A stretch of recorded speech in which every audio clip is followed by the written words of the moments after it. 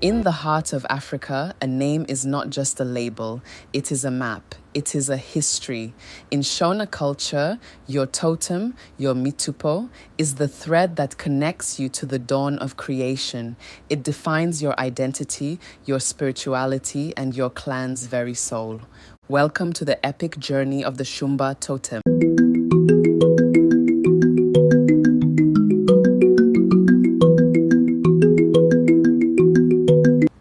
Today, millions across Zimbabwe and beyond carry the Shumba name in their veins. But do you know why the lion was chosen? Do you know the sacred powers given at the dawn of migration? Do you know how clans separated at the first Great Zimbabwe? And how one rejected lion became the father of mighty houses? Stay with me. By the end of this journey, you will never see your totem or your heritage the same way again. The meaning of the Shumba Totem. In African spirituality, particularly among the Shona people, a totem, mutupo, is far more than a symbol. It is your spiritual DNA. It tells the world who you are, where you come from, and what sacred duties your ancestors accepted. It prevents chaos. You do not marry someone with the same totem, for you are spiritual kin. It binds clans in pride and responsibility. And of all totems, few carry the weight and majesty of Shumba, the lion. The lion stands for kingship, the rightful ruler of the land. It means protection, the fearless guardian of the people. It embodies courage, facing danger without flinching, and above all, it is spiritual guardianship, the bridge between ancestors, the living, and the yet unborn. To understand the Shumba, we must travel back in time, beyond the ruins we see today, to a place of mist and memory.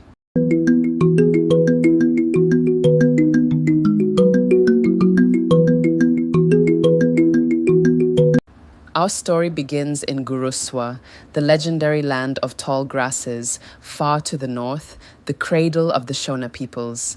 This is the story of a journey, a divine mandate, and a roar that never dies.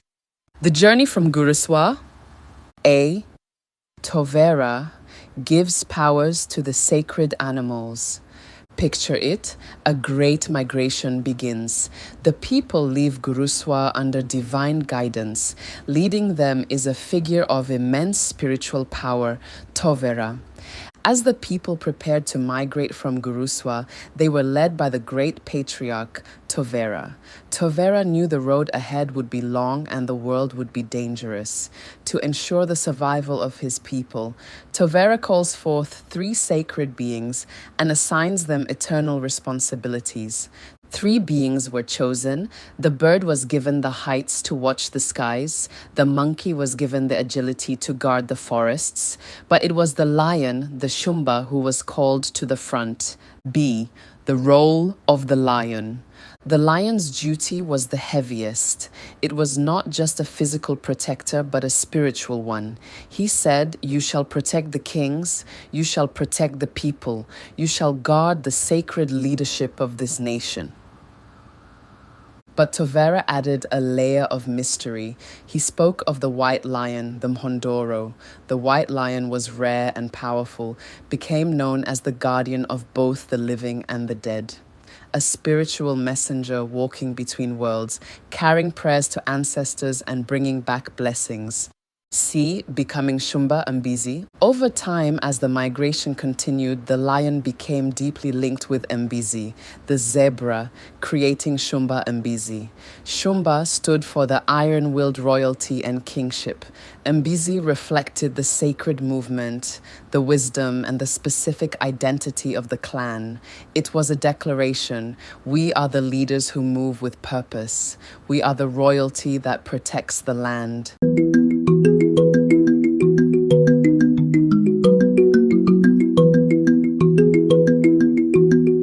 The Guruuswa migration and the separation of clans. Arrival at the first Great Zimbabwe, Baradzanwa. The long journey south tested the people. Through rivers, mountains, and unknown lands they walked, carrying their totems like sacred fire. the caravan finally reached a place of massive stone and spirit, Baradzanwa. Today we know it as the first great Zimbabwe. It was a place of power, a gathering point for all the houses of the migration, but Baradzanwa was destined to be a place of parting.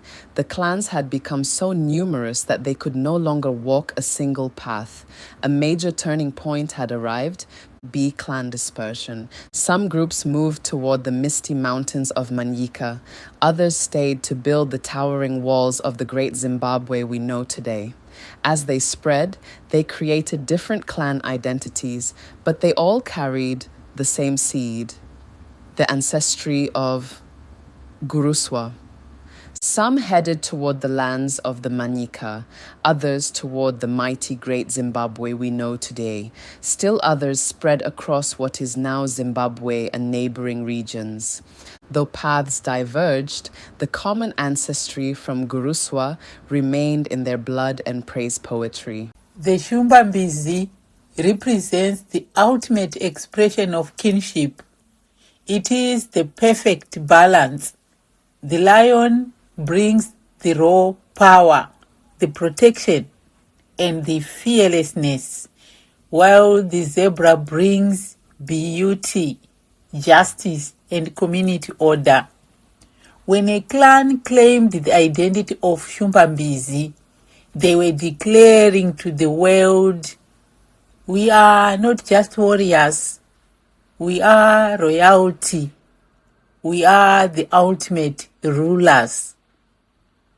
Armed with this divine right to rule, the clans marched onward, ready to build an empire.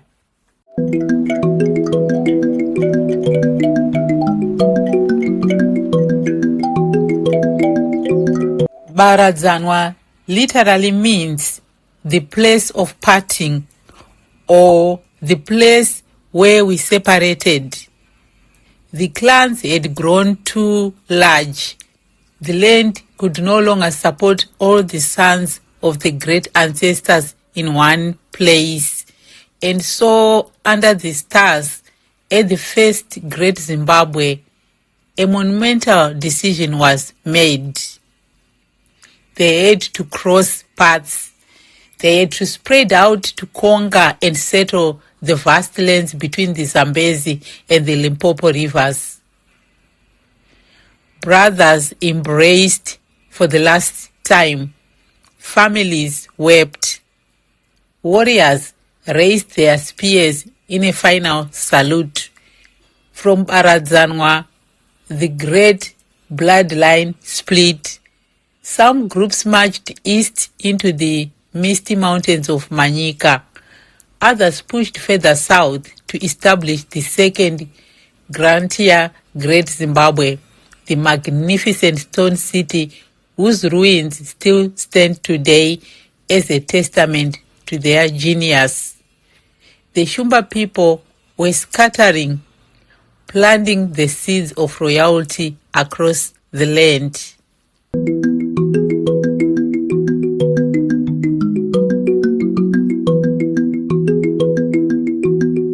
The rejected king, Shumba Murambwi.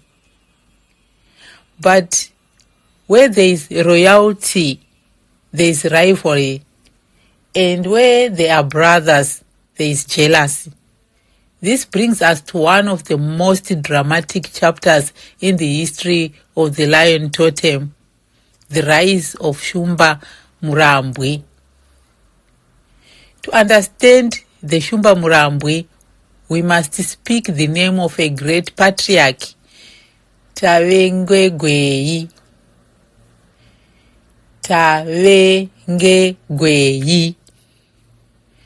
In the complex politics of the royal courts, disputes over succession, territory, and power were common.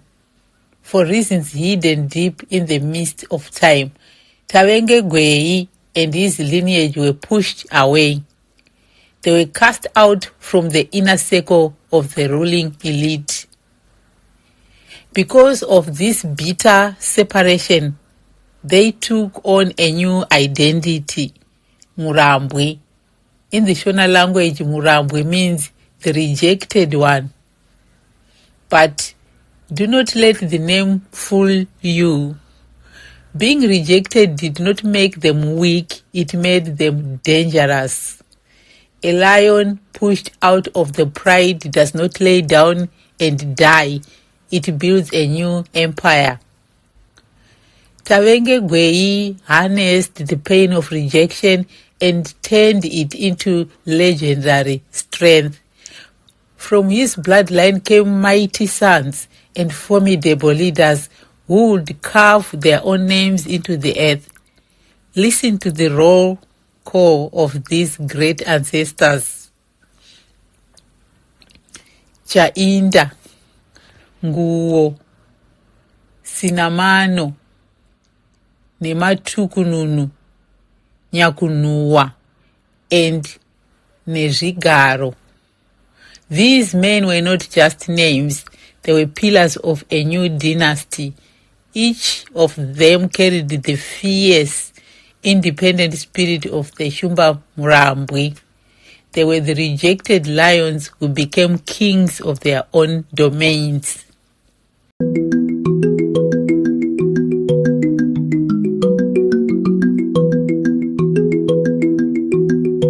Nyakunhuwa and the Jichidza legacy. Among these mighty sons of Tavengegweyi, the story of Nyakunhuwa takes a fascinating turn. As the Shumba Murambwi spread out, establishing new territories, Nyakunhuwa's group forged a unique spiritual path. Nyakunhuwa's descendants became intimately connected with the land and the deepest spiritual rituals of their people. They eventually became known as the Shumba Chipamutoro, also widely known as Jichidza. The name Chipamutoro is incredibly significant. A mutoro is a sacred offering, specifically a rain-making ceremony dedicated to the great spirits. To be Chipamutoro means to be the one who gives or manages these sacred offerings. Nyakunhuwa's people, the Jichidza, transformed from the rejected lions into the ultimate spiritual intercessors. They became the people the heavens listened to. When droughts plagued the land, it was the Shumba Chipamutoro who held the keys to the clouds. They proved that the blood of Tovera's lion was still pure, still protective, and still deeply magical.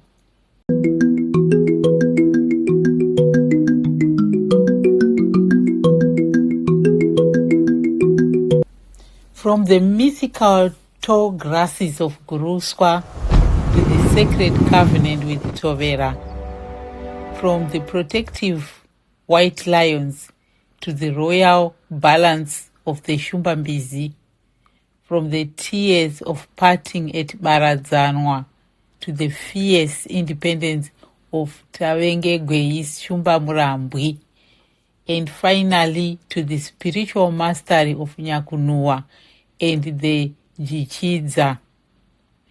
The story of the Shumba Totem is the story of survival. It is the story of people who were given a divine duty to protect, who suffered betrayal, who embraced rejection, and who rose to become kings, rainmakers, and legends.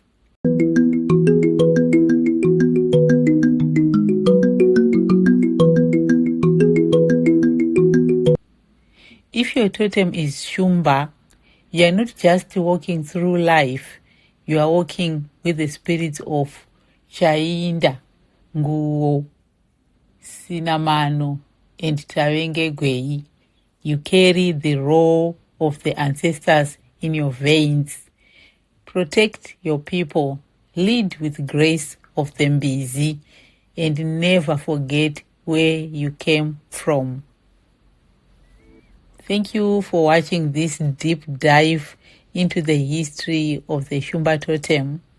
If you learned something new, or if you are proud Shumba yourself, let us know in the comments below. What is your specific branch of the Shumba family? Don't forget to like, subscribe, and share this video to keep our incredible history alive. Until next time, stay strong.